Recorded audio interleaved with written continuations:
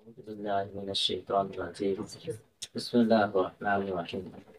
الحمد لله رب العالمين الرحمن الرحيم مالك يوم الدين. إياك نعبد وإياك نستعين اهدنا الصراط المستقيم صراط الذين أنعمت عليهم غير المغضوب عليهم ولا الضالين آمين. بسم الله الرحمن الرحيم. ألف لام ميم ذلك الكتاب لا ريب فيه هدى للمتقين.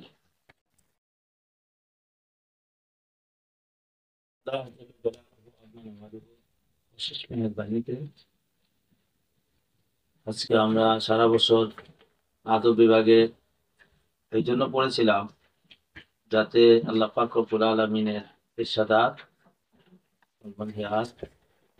এবং রাসূল করিম সাল্লাল্লাহু আলাইহি ওয়াসাল্লামের ইরশাদাত ও মানহিয়াত সরাসরি বুঝতে পারি, নিজে দেখে ও বুঝে বুঝতে পারি পড়ে। তার জন্য আমাদের ছিল এই 10 মাসের পরিশ্রম। আলহামদুলিল্লাহ। আলহামদুলিল্লাহ। এখন আজকে মাকাসিদের মধ্যে এসে আমরা আল্লাহ পাক আমাদের কাছে একটা চিঠি পাঠিয়েছেন, চিঠিতে কি লিখছেন আমরা নিজে পড়ে নিজে অনুধাবন করে আমল করতে পারি। এই জন্যই এই লক্ষ্যে আমাদের এই মুলাকাত।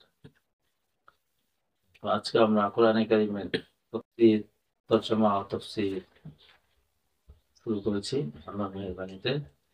মালিক আযীমের কাছে প্রার্থনা তিনি যেন আমাদেরকে এই কাজের শুরু থেকে শেষ পর্যন্ত বরকতের সাথে নাশাতের সাথে শেষ পর্যন্ত যাওয়ার তৌফিক আতা ফরমান। কোরআনে কারীমের মধ্যে আল্লাহ পাক রব্বুল আলামিন আমাদের মানব জীবনে যত রকমের প্রয়োজনীয়তা আছে সমস্ত প্রয়োজনীয়তা আল্লাহ পাক রব্বুল আলামিন এখানে পুরো করে দিয়েছে। এখন আমি অত একজন মানব, সুতরাং আমার জীবনের ভালো মন্দ সবকিছু সমাধান আল্লাহ তাআলা কোরআন জ্ঞানু বিকুল্লি শাই, যে কোরআন হলো সবকিছুর বর্ণনা দিয়েছে। এখন সবকিছু খুঁজে খুঁজে নিতে হবে, কষ্ট আমাকে করতে হবে। সুতরাং আমরা যদি এই বিষয়টাকে অত্যন্ত মনোযোগ সহকারে দেখতে থাকি, বুঝতে থাকি, আমার জীবনের সময় এই সময় এবং ভবিষ্যৎ সময় যা প্রয়োজন আছে সবগুলো ইনশাআল্লাহ আমরা এখানে পেয়ে যাবো।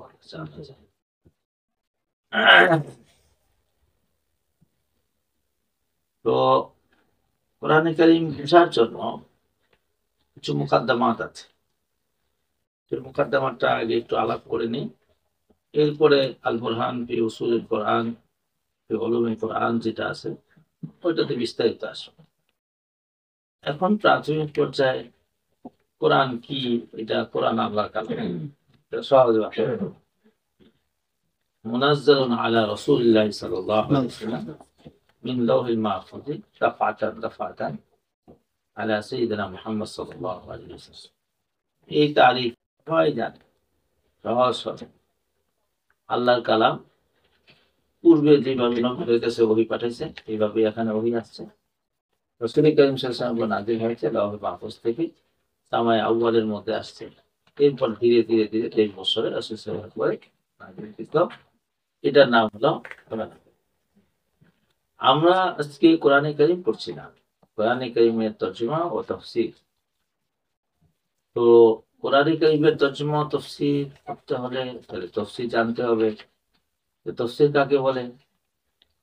তো বিভিন্ন মুফাসসিররা এটার বিভিন্ন সংজ্ঞা দিয়েছে। আমি আমার এই 19তম অথবা 20তম এই তাফসীরে কোনো কোনো বছর 2বার হয়েছে, তো 3বার 2বার হয়েছে এটা মনে আছে। এই হিসাবে 17 গত বছর হয়েছে, এই বছর 18 হইলো নিয়মতান্ত্রিক, আরো 3বার মিলাইলে 21তম বছর হয়ে যায়। ধারাবাহিকভাবে আদব বিভাগে আমি এই 18তম বছর আজকে আলহামদুলিল্লাহ শুরু করলাম আল্লাহ পাকের খাস ফজল ও করম ইহসানের মেহেরবানিতে। এই জায়গাটায় তাফসীর কাকে বলে?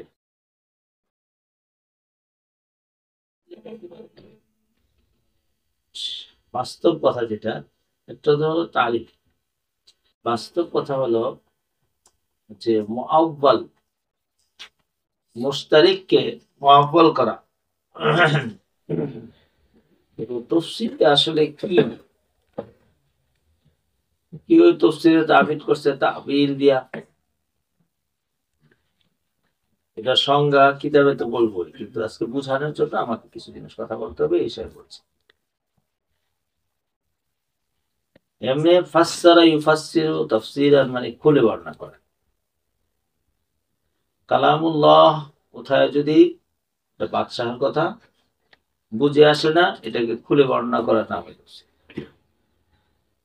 আবার কি বলেছে তাফসীর আর তাবিলের মধ্যে পার্থক্য আছে। তো এই সব কিছু মূল কথা যেটা, সেটা হলো তাবিল কোথায় হয়? তাবিল হয় মুশতারিক থেকে, যেটা আপনারা মুআব্বাল পড়েছেন। তো যে শব্দটা কোরআনে মুআব্বাল হিসাবে মুশতারিক হিসাবে ব্যবহার হয়েছে, ওই শব্দটাকে অবশ্যই আপনি মুআব্বাল করতে হবে। যদি মুআব্বাল না করেন তাহলে তো আমল করা যাবে না। তাহলে এইটাই তো তাফসীর। তাহলে মুশতারিক শব্দের জন্য কি করতে হবে? মুআব্বাল করতে হবে।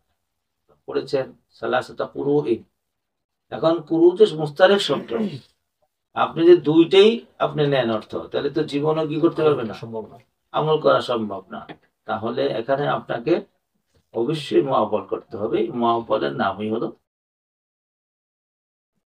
আরেক জায়গায় কোরআনে দেখবেন মাহজুব আছে। মাহজুব প্রত্যেক ভাষায় মাহজুব থাকে। ওই মাহজুবকে মজকুর করা, এটি তাফসীর। যেটা মাহজুব আছে এটাকে কি করে দেওয়া? মাজকুর করে দেওয়া। দেখেন শর্ত উল্লেখ করেছে, জায়গা নাই, জায়গা উল্লেখ করেছে, শর্ত নাই। এই মাহজুবকে মজকুর করার নামই হলো তাফসীর। এবার এই দৃষ্টিকোণ থেকে আমরা দুইটা তাফসীরের জায়গা পাইলাম, যে দুই জায়গার মধ্যে আমরা কাজ করতে পারি। যেখানে আমরা দেখবো যে এখানে কথা পুরা নাই, তাহলে সেখানেই আমরা পুরো কথাটা কোথায় আছে খুঁজে বের করতে হবে। যেমন আপনারা পড়েছেন লাভের যাজা অথবা লাউলার যাজা করিনার কারণে কখনো কখনো কি করা হয়, এখন হজব করলে কথা তো পুরা হয় নাই, তো রয়ে গেছে। তো তখন আপনাকে ওই মাহজুবটাকে মজকুর করলে ওই জায়গাটুকুর নাম হলো।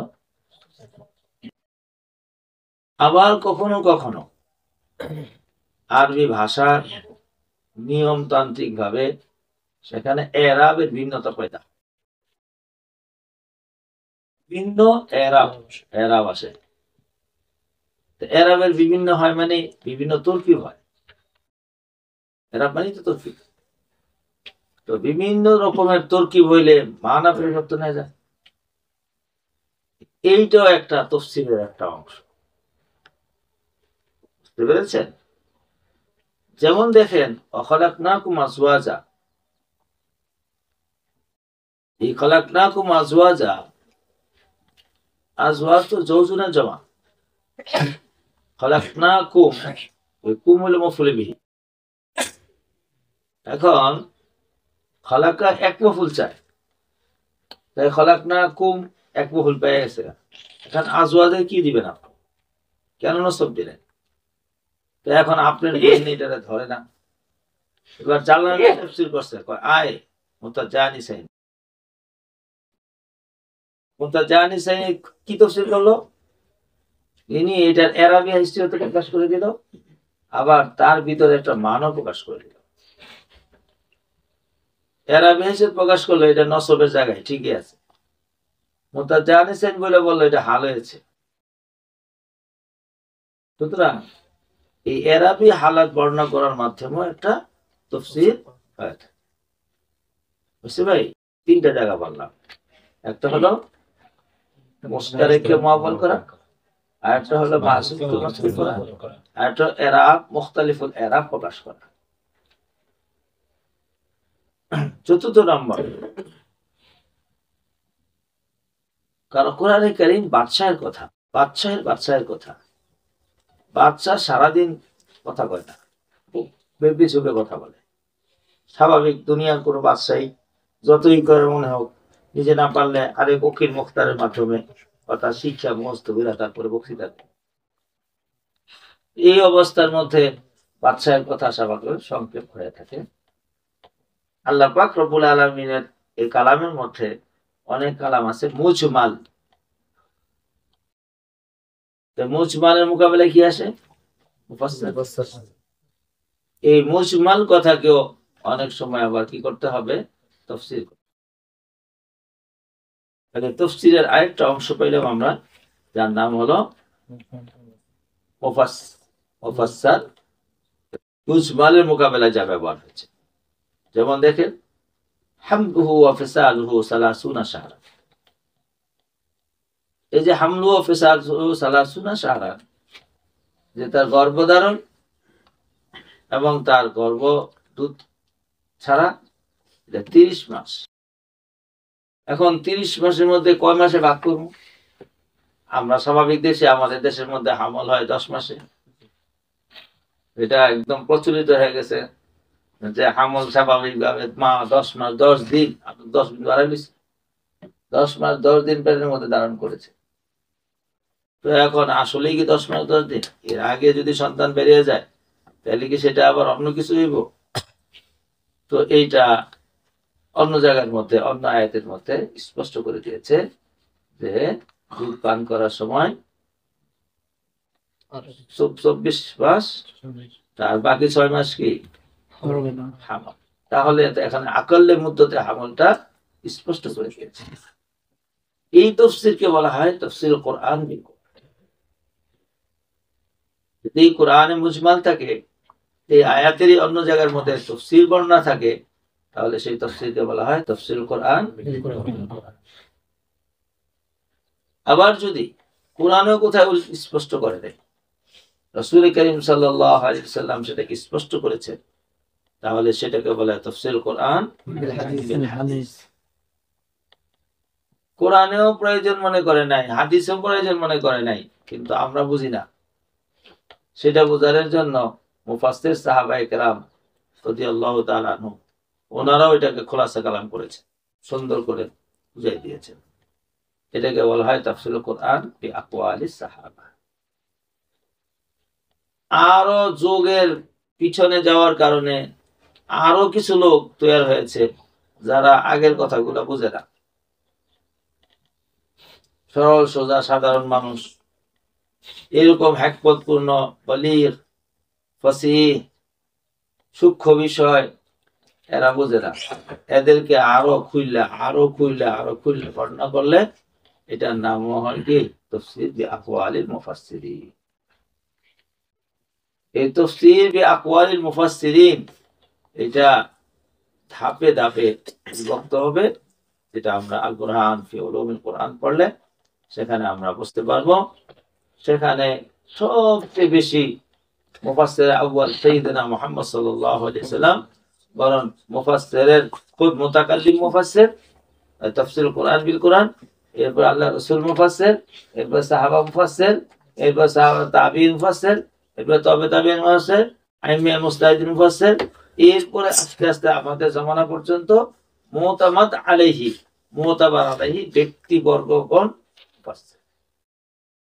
এই মুফাসসিরের লিস্টের মধ্যে বর্তমান মুফাসসিরের মধ্যে আমাদের আশরাফ আলী থানভী রাহমাতুল্লাহ আলাইহি একজন জবরদস্ত মুফাসসির। ওনার শাগির্দে খাস মুফতি শফি সাহেব রাহমাতুল্লাহ আলাইহি একজন কি বলে, এই মুফতি শফি সাহেব রাহমাতুল্লাহ একজন বড় মাপের মুফাসসির। এর মধ্যে দিয়া ইনারই ছেলে যোগ্য শাইখুল ইসলাম, শাইখুল হাদিস আল্লামা তকি উসমানী হাফিজাহুল্লাহ তাআলা আনহু, ইনিও একজন বড় মাপের মুফাসসির। আরো এরকম অনেক মুফাসসির আমাদের দেশে সমাজে আছে। মারিফুল কোরআন, দুইটা মারিফুল কোরআন আছে, একটা ইদ্রিস কান্দলভী রহমতুল্লাহ আলাইহি, একটা মুফতি শফি সাহেব রহমতুল্লাহ আলাইহি। শাইখুল হিন্দ রহমতুল্লাহ আলাইহির তরজমাতুল কোরআন আছে। ওনারা তো শাইখুল হিন্দি, বরং শাইখুল আরব ওয়াল আজম, ওনাদের এরকম কিছু তাফসীর ওখানে রয়েছে। এই সব কিছু মিলে আমাদের এই যুগে এই ধরনের কিছু তাফসীর রয়েছে। এরপরে আজকে আর আমি অন্য কোনো কথা বলবো না, যেহেতু এই সম্পর্কে কোন তাফসীর পড়বো, কোনটা পড়বো না, তারুফ আবার কুতুবে তাফাসির, এটা আলাদা আলাদা একটা আল বুরহান ফি উলুমুল কোরআনের মধ্যে একটা বাব রয়েছে। সেখানে আমরা দেখব বর্তমান যুগে, বর্তমান সময়ে কোন কোন তাফসীরটা আমার জন্য উপকারী এবং বর্তমান সময় পর্যন্ত কারা কয়জন মুফাসসির আছেন এই বিষয় সম্পর্কে আলোচনা পর্যালোচনা করব। আজকে আমাকে আপনাকে কোরআনে কারীমের তাফসীর বোঝার জন্য যে কয়টা বিষয় দেওয়ার প্রয়োজন ছিল সেই কয়টা বিষয় আমি আপনাকে দিয়েছি। এর মধ্যে একটা হলো তাফসীর কি। তাফসীর সর্বপ্রথম আমি এক সাদামাটা কথায় বলছি, তাফসীর এটা মুআব্বাল, অর্থাৎ যেখানে কোরআনে মুস্তারিক শব্দ ব্যবহার হয়েছে তাকে মুআব্বাল করলে এটা একটা তাফসীর হয়। আবার তাফসীর এটা একটা মুজমাল, কি বললাম, মাহযুফকে মাযকুর করা, এটা জাল্লানি ওয়ালা খুব বেশি করেছে, মাহযুফকে মাযকুর করে দিয়েছে। আবার এরাব বর্ণনা করার মাধ্যমেও মাফহুম এবং ওয়াজে হয় অর্থ, এইটাও একটা তাফসীরের একটা জায়গা। এই তিনটা জায়গা হলো মাহিরে ফন হওয়া ছাড়া এই জিনিসগুলা কখনোই পারবে না। কারণ মুস্তারিকে মুআব্বাল কি করতে পারে? তার কাছে তাবিলের আলফাজ আছে।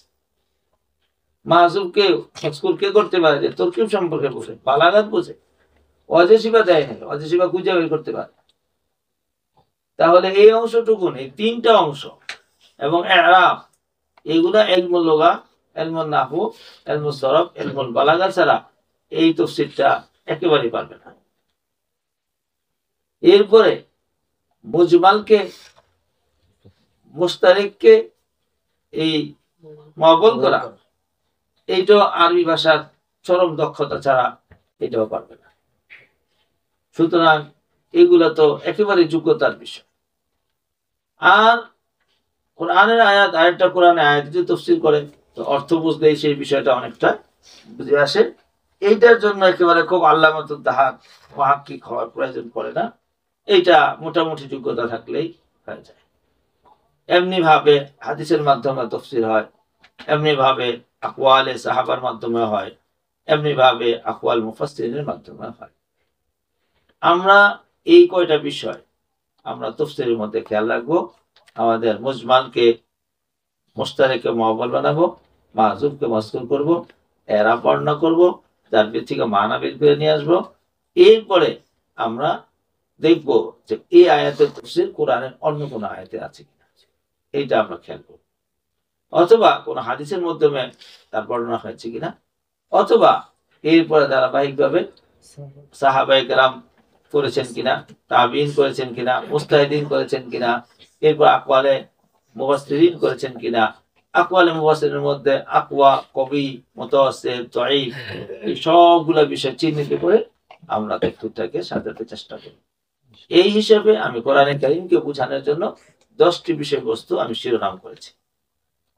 1 নম্বর শিরোনাম হলো, 10টির মধ্যে 1 নম্বর শিরোনাম হলো শব্দের তাহকিক জানতে হবে। তাফসীর করতে হলে শব্দের তাহকিক অবশ্যই জানতে হবে, শব্দ পরিচয়। 2য় নম্বর হলো ইরাব, তরকিব জানতে হবে। 3য় নম্বর হলো তরকিব অনুপাতে আরবি ব্যাকরণের উসুল যাওয়াবিত রক্ষা করে এর তর্জমা করতে পারতে হবে। তাহলে আমরা এখানে 3টা বিষয় পেয়ে গেলাম। 4র্থ বিষয় আমরা পেলাম যে তাফসীর করার ক্ষেত্রে আমরা মুস্তারিককে মুআব্বাল করব, মাহযুফকে মাযকুর করব, আবার পাশাপাশি ইরাব বর্ণনা করব।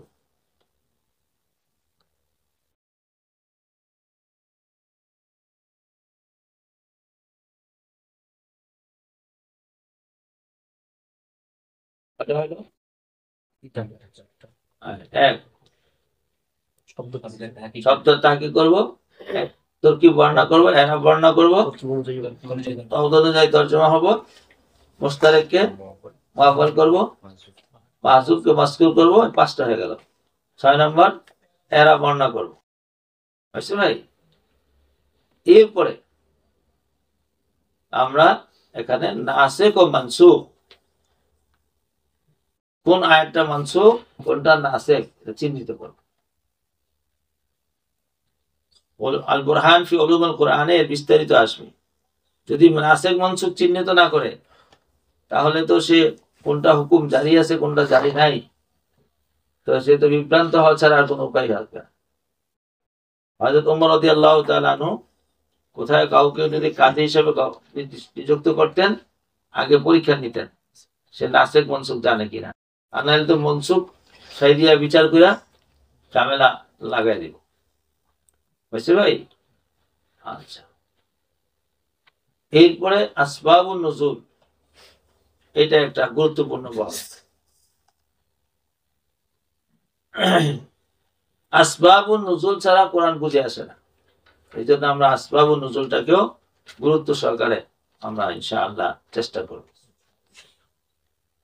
এরপরে আমরা কোরআনে কারীমের সব আয়াত একরকম না, মাজামিনে কোরআন মুখতালিফ। আমরা মাজামিনে কোরআনকে এখানে স্পষ্ট করব। মজমুনুল জামা মাজামিন, মাজামিনকে আমরা স্পষ্ট করব। মাজামিনের স্পষ্ট কথা করার বিষয় হলো যে কোরআনের মজমুন মৌলিকভাবে চারটি। এক নম্বর আকায়েদ, যেটাকে আমরা ঈমানিয়াত দিয়ে তাবির করে থাকি, বা ঈমানিয়াতই বলেন সহজ। দুই নম্বর আহকামাত,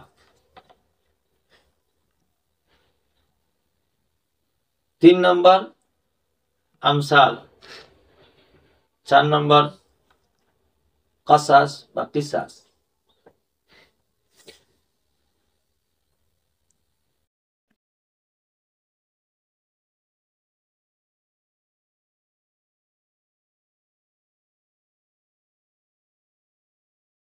এই চারটি হলো কোরআনের মূল আলোচনা। আমরা এই মজমুন পড়ানোর ক্ষেত্রে আমরা এই বিষয়টাকে ইনশাআল্লাহ ক্লিয়ার করব।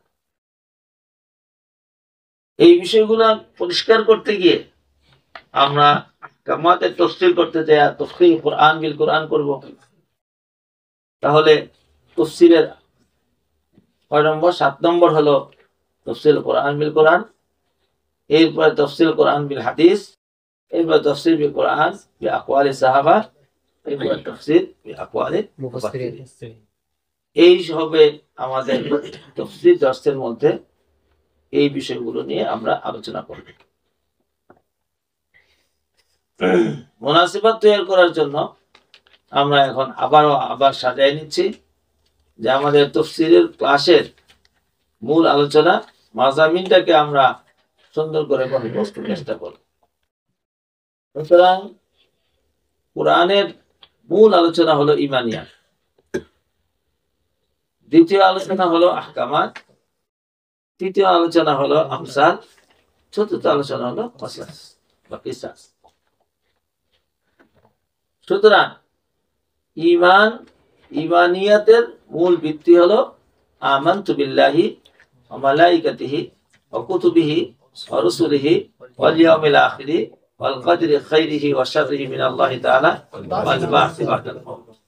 এই সাতটা হলো ঈমানিয়াত। আপনার হাদিসে জিবরাইল রাসূল করিম সাল্লাল্লাহু আলাইহি সাল্লাম কি বললেন? আতাকুম জিবরাইল ইউআল্লিমুকুম দীনাকুম। এই যে জিবরাইল আসলেন, আতাদরুনা মান হাদা, তোমরা কি বুঝতে পেরেছো একে?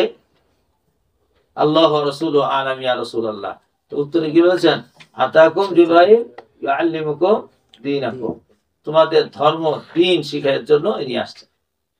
এবার দ্বীন কি? এবার তিন প্রশ্নের ভিতর দিয়ে তিনি দ্বীন বুঝাইছে গেছে। ওয়াল ঈমান,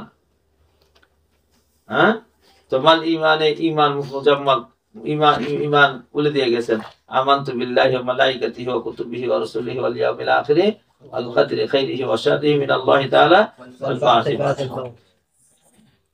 আবার বলেছে মাল ইসলাম, তো মাল ইসলাম শাহাদাতু লা ইলাহা ইল্লাল্লাহ ওয়া আন্না মুহাম্মাদুর রাসূলুল্লাহ ওয়া ইকামিস সালাতি ওয়া ইতা'iজ যাকাত ওয়া সাওম রমাদান ওয়া হজ্জুল বাইতি মান ইসতাতা ইলাইহি। ইসলাম বলেছে গেছে। এরপরে আর ইখলাস কি, ইহসান কি, তারপরে এটা কয়েছে গেছেন আনতা আবুদাল্লাহ কান্নাকা তারাহু ফা ইন লাম তাকুন তারাহু ফা ইন্নাহু ইয়ারাক। এই তিন প্রশ্নের ভিতর দিয়া আমরা কাম সব ছেড়ে দিয়ে গেছি। অর্থাৎ ঈমানিয়াত আর কি ইবাদত। ইমানিয়াত আর ইবাদত এইটা মূল্যবান হবে যদি ইখলাস থাকে। যদি ইখলাস থাকে এই দুইটা কিছুই হবে না। এই জন্য আমাদের যে মূল আলোচ্য বিষয় এই দুইটাই আসলে ইমানিয়াত আর ইবাদত, এই দুইটাই মূল বিষয়। এই দুইটাকে বোঝানোর জন্য আমসাল দেওয়া লাগে।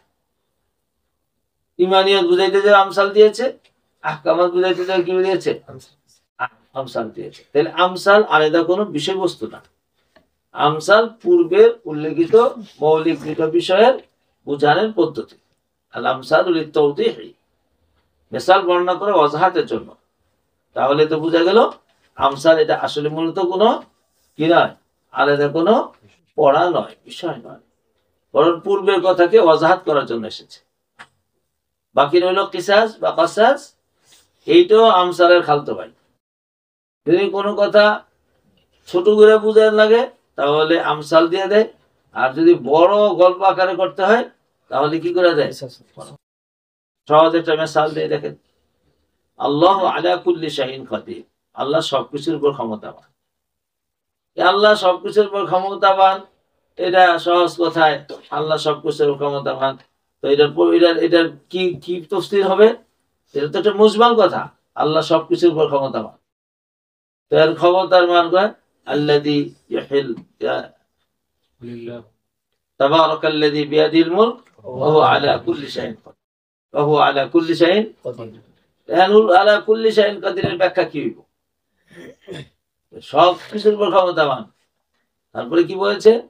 আল্লাযী খালাকাল মাউতা ওয়াল হায়াতা, এই হায়াত এবং মউতের মালিক তিনি।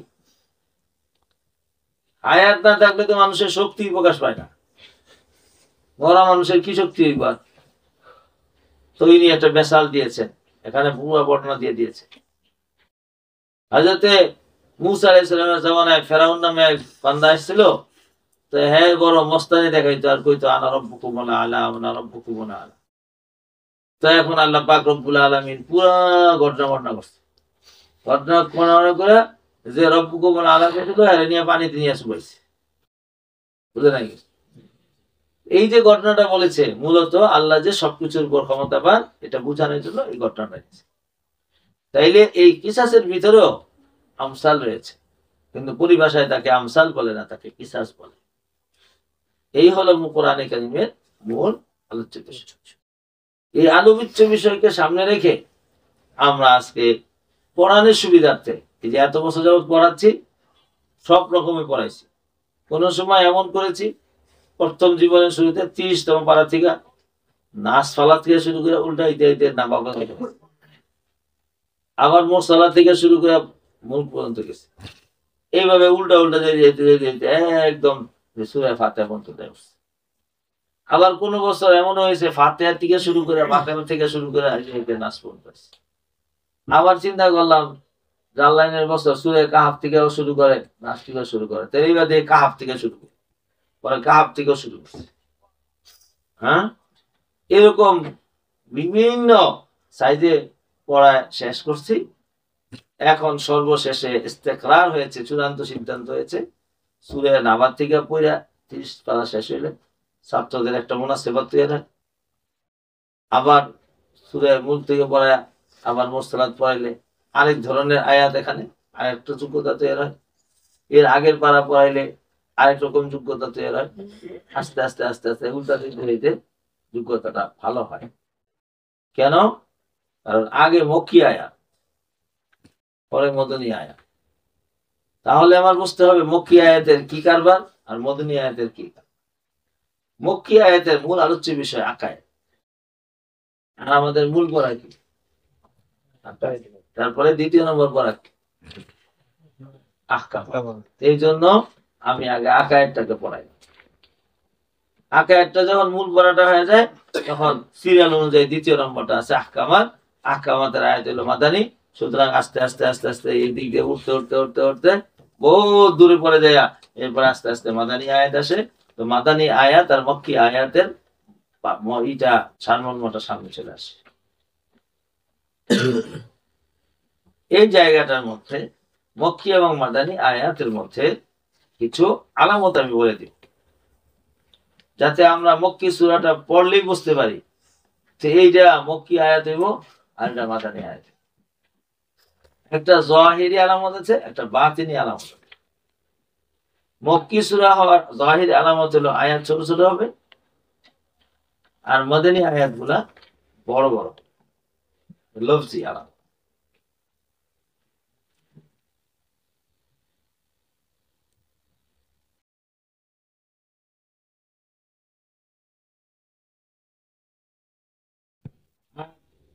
বাতিনি আলামত হলো